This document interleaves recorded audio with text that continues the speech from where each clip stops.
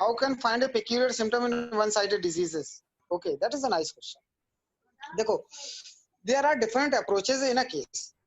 आप एक ही अप्रोच से सारे केसेस को हैंडल नहीं कर सकते हैं। हर पेशेंट का अपने आप को क्लिनिक में प्रेजेंट करने का, चैम्बर में प्रेजेंट करने का तरीका अलग होता है। किसी के अंदर जनरलिटीज बहुत इंपॉर्टेंट है, किसी के अंदर पैथोलॉजिकल सिम्टम्स इतने ज्यादा है कि आप कंफ्यूज हो जाएंगे कौन सा लें कौन सा ना लें ना। किसी के अंदर डिस्पोजिशन बहुत इंपॉर्टेंट है, किसी के अंदर नहीं है, किसी के अंदर जनरलिटीज में से कुछ मिल गया, किसी के अंदर नहीं मिला, कोई इंट्रोवर्टेड पेशेंट है, कोई एक्सट्रोवर्टेड पेशेंट है। तो हर पेशेंट को प्रेजेंट होने का, अपने क्लिनिक में प्रेजेंट करने का तरीका अलग अलग ही होता है। To find out constitutional remedy or antisoric remedy for a one-sided disease patient, it has been problematic for the beginners, but हमने जो methods develop किए हैं कि आप पेशेंट को कितने अलग अलग तरीके से एनालाइज कर सकते हैं। मैं बोलूंगा इन लोगों को, मैनेजमेंट टीम को, कि वो आपको ये वीडियो शेयर करें जिससे आपकी ये प्रॉब्लम हमेशा के लिए सॉल्व हो जाए, क्योंकि हर पेशेंट के अंदर हर चीज नहीं मिलती ना। और प्रॉब्लम तब है कि हम पेन पिक्चर के ऊपर हमेशा प्रेस्क्राइब नहीं कर सकते, स्पेशली इन द बिगिनिंग। आपको कितनी मेडिसिन की पेन पिक्चर मालूम है ना। हर केस में आप पेक्यूलियर सिम्टम भी नहीं ढूंढ पाते, कैरेक्टरिस्टिक सिम्टम भी नहीं ढूंढ पाते, हर केस में आपको कीनोट भी नहीं मिलते, किसी में जनरलिटी स्ट्रॉन्ग मिलती है। तो वो डिफरेंट अप्रोचेज हैं। बाय द टाइम जब आप वीडियो देख लेंगे तो इस क्वेश्चन का आंसर आपको मिल जाएगा। मैं बस इतना ही कहूंगा कि डिफरेंट अप्रोचेज होते हैं, वन साइडेड डिजीजेस में भी अप्रोच है। पेशेंट की सेंसिटिविटी को समझना, उसकी रिएक्शंस को समझना, उसकी हिस्ट्री को समझना, एंटीसोरिक रेमेडी फाइंड आउट करने के लिए। तो जरूरी नहीं है हमें हमेशा पैथोलॉजिकल सिम्टम। भाई एंटी क्या होगा आपको वन साइडेड डिजीज में, क्या होगा आपको? बहुत ज्यादा पैथोलॉजिकल सिम्टम नहीं मिलेंगे। साइलेंट पैथोलॉजी के केसेस हैं, उसको कोई प्रॉब्लम नहीं थी, उसने अपना ऐसी यूएसजी कराया, उसको ट्यूमर निकल गया, कोई पैथोलॉजी नहीं, ठीक है, कोई प्रॉब्लम नहीं है पेशेंट को। आपके पास साइलेंट पैथोलॉजी लेके पेशेंट आ रहा है, आप उससे पूछते कुछ नहीं मिलता, देखो उसमें भी हम मेडिसिन तो देंगे ना, कौन सा तरीका इस्तेमाल करेंगे, जनरलिटीज कितनी प्रोमिनेंट है उसको देखेंगे, डिस्पोजिशन का पार्ट कितना स्ट्रॉन्ग है वो देखेंगे, बेसिक सेंसिटिविटी क्या है उसको देखेंगे, पेशेंट के रिएक्शंस को जज करेंगे। तो अलग तरीके हैं, 20 तरीके हैं जब हम एक, और हम क्या करते हैं, एक ही केस में कई तरीके एक साथ साइमल्टेनियसली इस्तेमाल करते हैं, जिससे हमसे कोई गलती होने के चांसेस ना रहे। How much important of diagnosis, how much importance of is diagnosis of disease and pathological investigation in homeopathy, while we have prescribed remedy on the basic characteristic symptom, not on the ये symptom शायद last class में ही पूछा गया था मेरे ख्याल से। कौन सी लास्ट क्लास में पूछा गया था ये मुझे नहीं मालूम। देखो पैथोलॉजिकल फाइंडिंग की जरूरत पड़ेगी कि नहीं पड़ेगी, आप फॉलोअप कैसे लोगे? सपोज एक कार्सिनोमा का पेशेंट आपके पास में आया, आप फॉलोअप कैसे लोगे? एक पेशेंट आया आपके पास रूमेटिक आर्थराइटिस के साथ में, जिसका आरए बढ़ा हुआ है 300, आपने मेडिसिन दी, पेशेंट ठीक नहीं हुआ, 15 दिन के अंदर तो ठीक हो नहीं जाएगा, 1 महीने के अंदर तो ठीक हो नहीं जाएगा। आपको कैसे पता चलेगा पेशेंट इंप्रूव कर रहा है कि नहीं कर रहा है? आप उसका दोबारा आरए टेस्ट कराएंगे, आप देखेंगे कि 300 से कितना। एक पेशेंट सिंपली डायबिटीज के पास में आता है आपको, वो 2 mg ग्लिम्प्राइड सुबह, 2 mg ग्लिम्प्राइड शाम को खा रहा है, along with 1000 मेटफॉर्मिन बीडी, ठीक, still his blood sugar is 200, ठीक। अगर आप उसके ब्लड शुगर का इन्वेस्टिगेशन नहीं कराएंगे तो आपको कैसे पता चलेगा कि शुगर उसका ठीक हो रहा है कि नहीं हो रहा है? आपको शुगर का इन्वेस्टिगेशन कराना पड़ेगा, मेडिसिन को मॉनिटर करना पड़ेगा, तभी धीरे धीरे आप उसको ठीक कर पाएंगे ना। तो हमेशा जरूरत पड़ती है। देखो, without being a good doctor you can never be a good homeopath, remember this, कि बिना अच्छे डॉक्टर हुए आप कभी भी अच्छे होम्योपैथ नहीं बन सकते। सबसे पहले जरूरी है आप अच्छे डॉक्टर बने, और डॉक्टर को यूजुअली फाइंडिंग्स की जरूरत कम ही पड़ती है। आपको पता होना चाहिए, आपकी डायग्नोसिस इतनी स्ट्रांग होनी चाहिए, आपको पेशेंट देख के मालूम होना चाहिए क्या प्रॉब्लम हो रही है, पेशेंट से क्या डिजीज है, क्या सफर कर रहा है पेशेंट। डॉक्टर्स को अंदाजा हो जाता है। First you be a better doctor. और बिल्कुल जरूरत पड़ेगी पैथोलॉजिकल फाइंडिंग्स की। कैसे फॉलो अप लेंगे, आपको कैसे डिसाइड पता चलेगा? पता चल रहा है कि रीनल फेलियर का पेशेंट आपके पास में आया, उसका यूरिया क्रिएटिनिन बढ़ा हुआ था, पेशेंट खाना नहीं खा रहा था, पानी नहीं पी रहा था, घर में लेटा हुआ था, 5 था क्रिएटिनिन उसका, आपने उसको दवाई दी, उसको खाना पीना खाने लगा, अच्छा लगने लगा, सब कुछ हो गया, उसका क्रिएटिनिन बढ़ गया 8। आपकी मेडिसिन सही है कि गलत है? सिर्फ sensation of well being is not everything. Pathologically भी पेशेंट इंप्रूव करना चाहिए।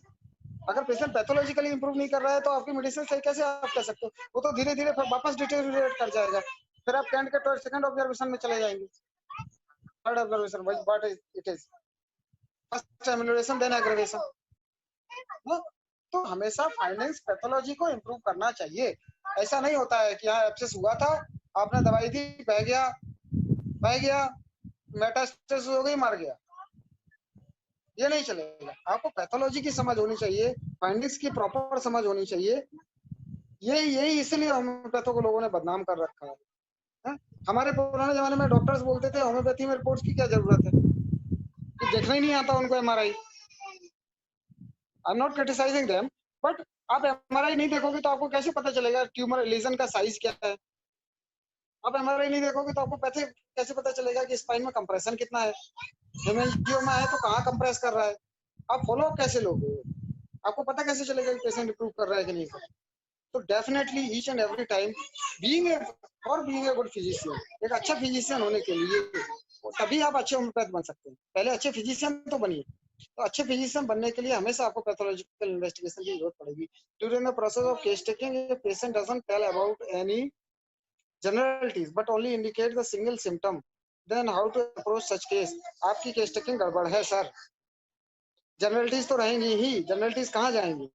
खाना खाता होगा, नहीं खाता होगा, नमक ज्यादा खाता होगा, कम खाता होगा, मीठा ज्यादा खाता होगा, कम खाता होगा, पसीना होता होगा, कम होता होगा, ज्यादा होता होगा, जनरलिटीज कहाँ जाएंगी? फिजियोलॉजी तो रहेगी ना। हाँ, जनरलिटीज कहाँ चली जाएंगी? जनरलिटीज तो रहेंगी ही ना। अब प्रॉब्लम ये है कि इन द बिगनिंग आपने रिपर्टरी नहीं पढ़ी, पेशेंट तो सिम्टम बताता है, उसकी जनरलिटीज में डिस्टर्बेंसेस है, पेशेंट सिम्टम बता रहा है, बट आपको वो पता नहीं है कि सिम्टम है, रिपर्टरी में कहीं दिया हुआ है। तो आप रिपर्टरी पढ़िए, जितना आप रिपर्टरी पढ़ेंगे, पेशेंट जो बोलेगा, हर पेशेंट के अंदर हर एक सिम्टम नहीं मिलेगा, मैं फिर बोलता हूँ, लेकिन हर पेशेंट के अंदर चूंकि वो बीमार है, तो बीमार है तो वो माइंड में बीमार है, वो फिजियोलॉजी में बीमार है, वो पैथोलॉजी में बीमार है, वो तीनों जगह बीमार हुआ ना। ऐसा तो नहीं हुआ कि खाली माइंड बीमार हुआ, फिजियोलॉजी ठीक कर रही चल रही है। अगर फिजियोलॉजी ठीक चलेगी तो पैथोलॉजी कैसे डेवलप करेगी? ऑर्गन सही से काम करेंगे फिजियोलॉजिकली तो पैथोलॉजी कैसे डेवलप करेगी? पहले फिजियोलॉजी डिस्टर्ब हुई होगी ना, तब पैथोलॉजी डिस्टर्ब हुई होगी। तो पहले जनरलिटी डिस्टर्ब हुई होंगी, तब डिजीज डेवलप हुई होगी। तो अगर पेशेंट डिजीज से सफर कर रहा है तो इसका मतलब उसके अंदर जनरलिटी डिस्टर्ब है। हम नहीं खोज पा रहे हैं, हमको थोड़ा सा मेहनत करने की आवश्यकता है, थोड़ा सा और स्टडी करने की जरूरत है, जिससे हम कर पाए। What is uncommon symptom and how we can find or recognize them in an individual? Good. Again, क्योंकि मैंने बोला था कि मैं हर क्वेश्चन को आंसर करूंगा, तो अनकॉमन सिम्टम के लिए मैंने लास्ट क्लास में भी बोला था, बच्चों प्लीज, अनकॉमन सिम्टम के लिए मैंने लास्ट क्लास में भी बोला था कि हर केस के हिसाब से आपको पैथोलॉजी के हिसाब से अनकॉमन सिम्टम डायग्नोस करने पड़ेंगे। एक ही सिम्टम हर केस में, कोई भी किताबी इंपॉर्टेंट, कोई ऐसी लिस्ट ऑफ सिम्टम नहीं है जो मैं आपको दे दूं कि ये सिम्टम मिलेंगे तो इंपॉर्टेंट होंगे। हर केस की प्रायोरिटी और मेरिट्स के हिसाब से आपको डिसाइड करना पड़ता है। जैसे मैंने एग्जांपल दिया था कि skin itching part, itching on perspiring part, Kunzli rubric है, इंपॉर्टेंट सिम्टम है। But in case of liver failure, liver cirrhosis, जहाँ लिवर डिटॉक्सिफाई नहीं कर पा रहा है चीजों को, परस्पायरेशन में टॉक्सिन्स पे निकल रहे हैं और एलर्जिक रिएक्शन प्रोड्यूस कर रहे हैं, वो पैथोलॉजिकली कॉमन हो गया। जैसे मैंने बोला था कि crumbling of teeth, most strongest part of your body is your enamel ना, ठीक है, तो वो सबसे स्ट्रॉन्ग, लेकिन वो टुकड़ा टुकड़ा करके टूट रही तो इंपॉर्टेंट सिम्टम है। लेकिन आगरा में चले जाइए, सोनभद्र में चले जाइए, जहाँ फ्लोरोसिस की प्रॉब्लम है, वहां ये कॉमन हो गया। ठीक है, अल्सरेशन है, स्किन एडेरेंट टू बोन, जैसे बीच का मसल्स फ्लैश गायब हो गया, स्किन बोन से चिपक गई, एडियर कर गई, खिसक भी नहीं रही है, इंपॉर्टेंट सिम्टम है।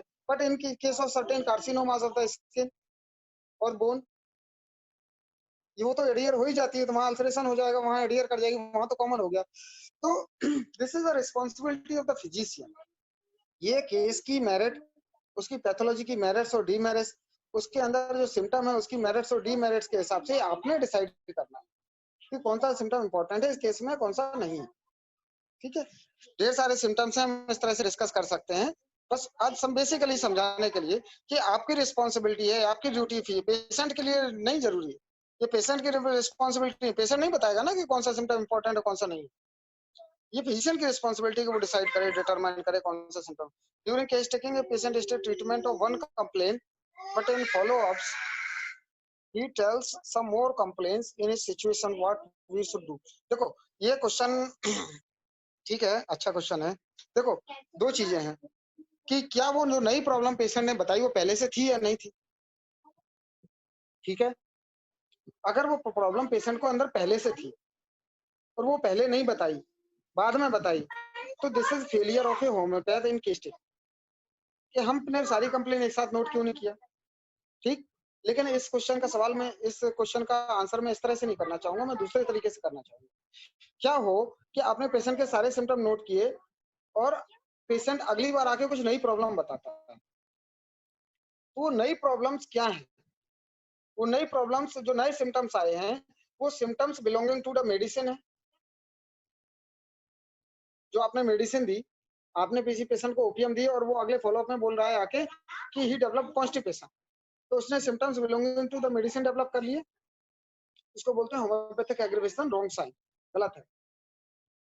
अगर पेशेंट ने सिम्टम डेवलप कर लिए पैथोलॉजी के, जैसे पेशेंट ट्यूबरकुलोसिस लेके आया आपके पास में, उसको ग्रेनुलोमा था, आपने मेडिसिन दिया और पेशेंट की पैथोलॉजी 15 दिन के अंदर और बढ़ गई, उसको डिस्निया की प्रॉब्लम हो गई, उसको ब्लड से वोमिटिंग आने लगी, तो नए सिम्टम आए, लेकिन नए symptom belonging to the disease आए। इसका मतलब आपकी मेडिसिन जो डिजीज प्रोसेस पर ब्रेक लगाना चाहिए था वो नहीं लगा पाई। ठीक है, उसने डिजीज प्रोसेस को कंट्रोल नहीं किया, डिजीज आगे बढ़ती जा रही है डिस्पाइट योर प्रिस्क्रिप्शन, आपकी मेडिसिन गलत है। ठीक है, अगर symptoms belonging to medicine develop patient के अंदर है, मेडिसिन के सिम्टम पेशेंट के अंदर, तो भी आपकी मेडिसिन गलत है।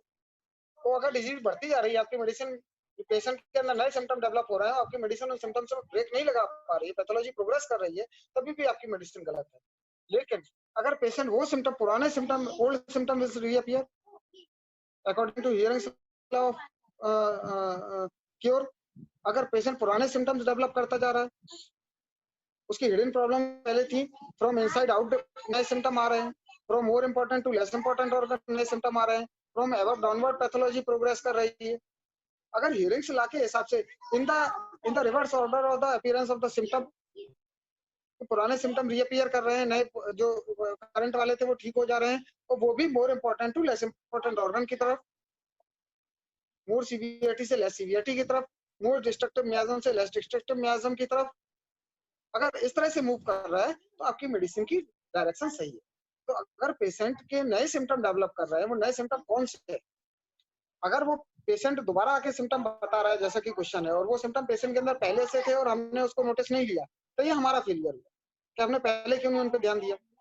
दूसरी चीज, अगर पेशेंट बताता है कि ये चीजें मेडिसिन के बाद में डेवलप, तो वो बिलोंगिंग टू द मेडिसिन है, तो वो मेडिसिनल एग्रीवेशन हो गया। बिलोंगिंग टू द डिजीज है, वो डिजीज एग्रीवेशन हो गया। और अगर वो हियरिंग लॉ ऑफ क्योर के हिसाब से डेवलप हो रही है, तो वो राइट डायरेक्शन हो गया। और अगर न्यू प्रॉब्लम डेवलप हो रही है अगेंस्ट द हियरिंग लॉ, अगर पेशेंट आर्थराइटिस के साथ में आया और आपने उसको आर्थराइटिस के लिए दवाई दी और वो चेस्ट पेन डेवलप कर लिया, हाइपरटेंशन डेवलप कर लिया, किडनी में रीनल फेलियर की तरफ जाने लगा, तो आपकी मेडिसिन नए सिम्टम तो आ रहे हैं लेकिन ये सप्रेशन हो रहा है। तो नए सिम्टम आ रहे हैं तो आपको जज करना पड़ेगा कि सप्रेशन हो रहा है, कि पैलिएशन हो रहा है, कि क्योर हो रहा है, या होम्योपैथिक एग्रीवेशन हो रहा है, या मेडिसिनल एग्रीवेशन हो रहा है। ठीक है, ठीक है, मेरे ख्याल से मैंने सारे, सौरभ मैंने सारे क्वेश्चन को आंसर कर दिया। डॉक्टर सौरभ सिंह जी जी जी बिल्कुल बहुत, मेरे ख्याल से आपको क्वेश्चंस के आंसर मिल गए होंगे। आज जो हमने पढ़ा वो भी आपको समझ में आया होगा।